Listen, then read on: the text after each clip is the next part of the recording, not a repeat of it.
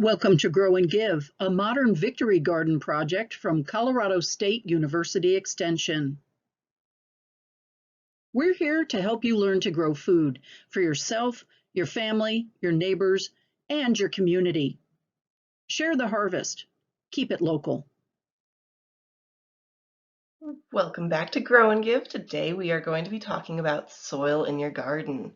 Soil is the, pun fully intended, the groundwork for a successful garden. Soil problems can contribute to up to 80% of all of the problems we see in a garden. So making sure that you understand your soil and understand the properties of your soil is really important to having a successful garden. A lot of Coloradoans find that they don't like the soil that they have. A lot of soil tilth, the ability of soil to support root growth, is not the ideal dark, loamy soil that we see perhaps in some Midwestern states or other parts of the world.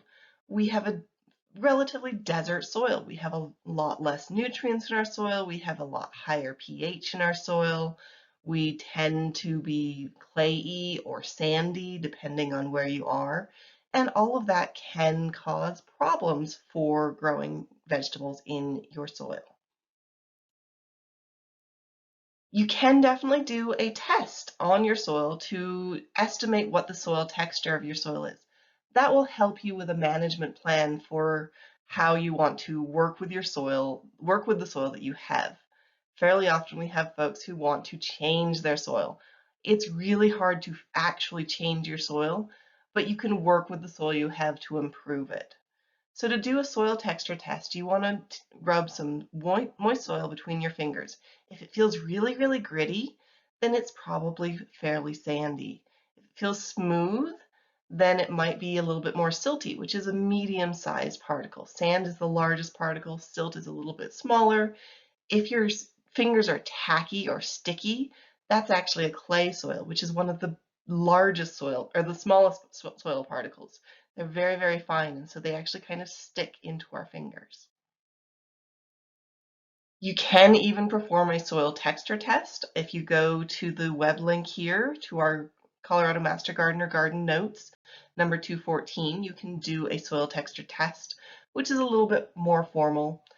And when you're thinking about soil textures, it's important to note that very rarely will you ever have a soil that is just 100% sand or 100% clay.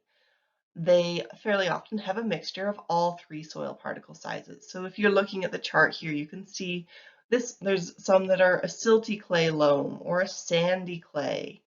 And so there's kind of a balance between them. There's a more complicated chart that we won't get into for today, but there's a lot to know about your soil properties.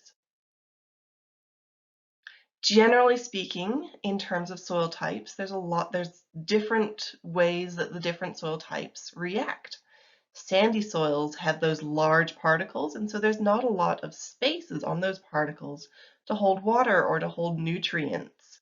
And so you might have to water more frequently. You might have to fertilize less in more frequent instances. Clay soils, on the other hand, are those very small particle sizes, but they have a lot of surface area, so they hold a lot of water. They hold a lot of nutrients. So you might not have to fertilize very often. You might not have to water very often, but you might have to water differently. You might have to water a little bit and let it soak in, and then water a little bit more later and let that soak in. And so the way that you manage your soil type is dependent on what types of soil you have. Both of these soil types can benefit from the addition of organic material. It's very easy to think, okay, great, I can add a bunch of organic material and that's going to get me to where I want to go. But you have to take it slowly. If you add too much organic material, then that makes a little feeding frenzy for the microbes in our soil, which will bind up nutrients and oxygen for the roots of the plants that you want to grow. So amending slowly is important. And this is when I'm going to put the plug in to do a soil test in your vegetable garden soils. Take a sample from several different areas and mix them together. And that will provide you with so much more information than trying to guesswork where you need to add things or where you don't need to add things. So soil tests can tell us a lot. And if you get a soil test back and you're not sure how to proceed, contact your local extension office and we can help provide you with the answers of what you need to put in and what you might not need to put in. Fairly often, if you have an established vegetable garden and you've been fertilizing and amending for years, you might have more than you need in a lot of your garden space.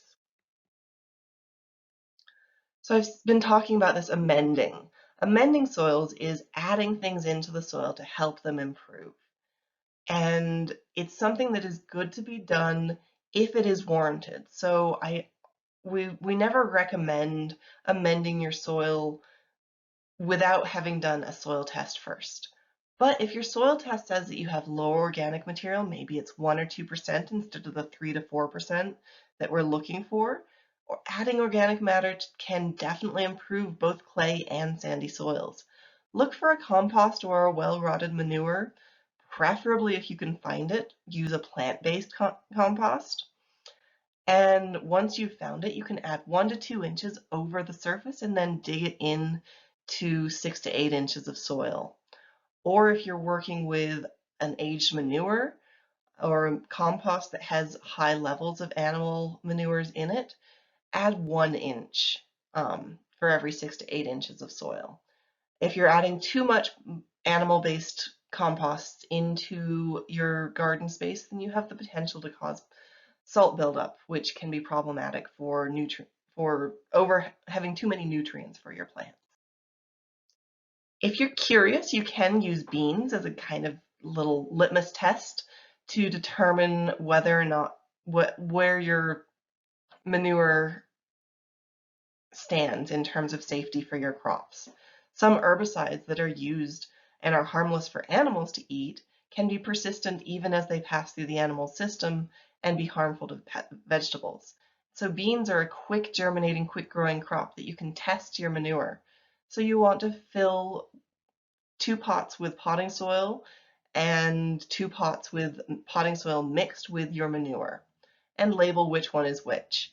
Plant 3 seeds per pot and put them in a warm place. And once 3 sets of leaves have come out, compare the plants that are growing in the compost mix with the control group. And if you see any cupping or distortions of leaves or just strange and erratic growth in the ones that have the manure in it, then that's probably not a manure that you should be using in your vegetable garden because that will cause problems for your plants overall. Another really important part of managing the soils in your vegetable garden is to not compact them, especially if you're working with a clay soil.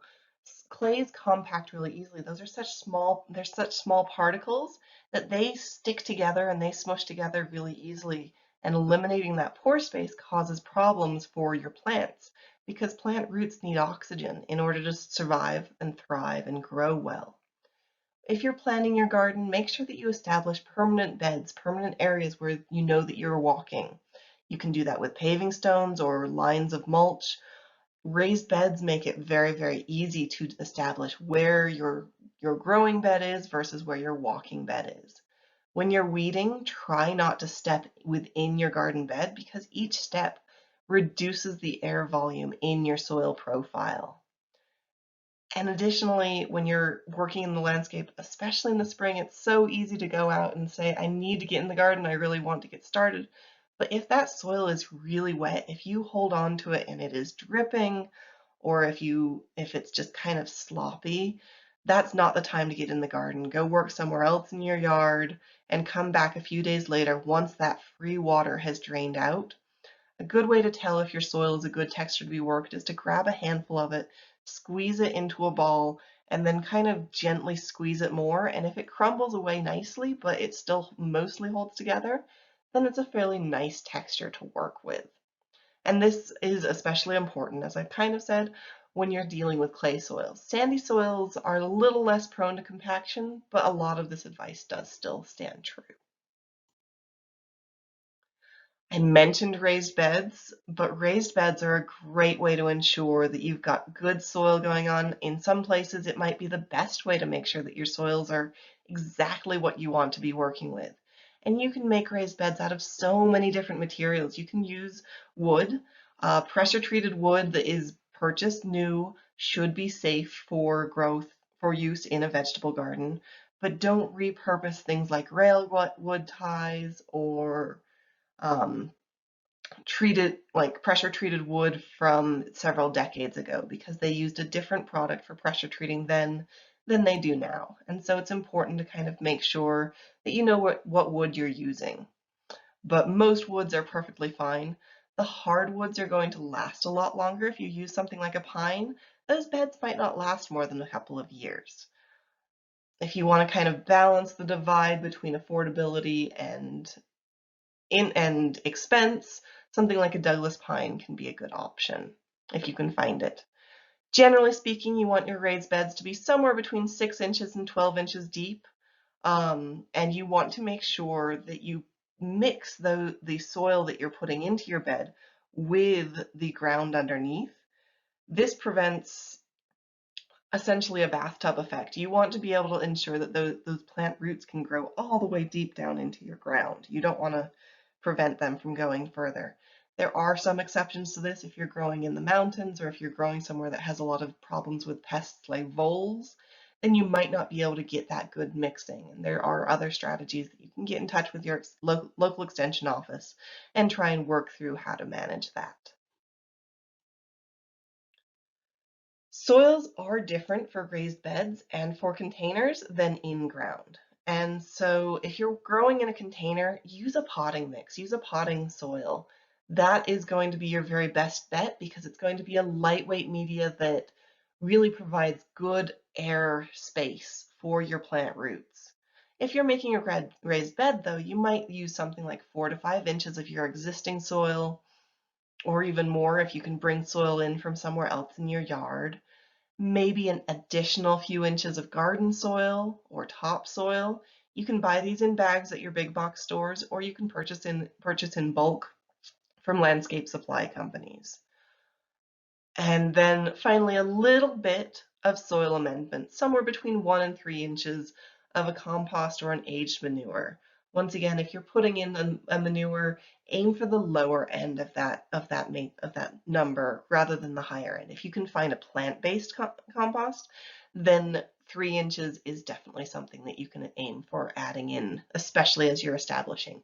In subsequent years, amending less with your compost is definitely beneficial for the health of your plants. Thank you so much for joining us today, and if you have more questions, you can definitely contact your local CSU Extension office. We hope we get to see you again soon.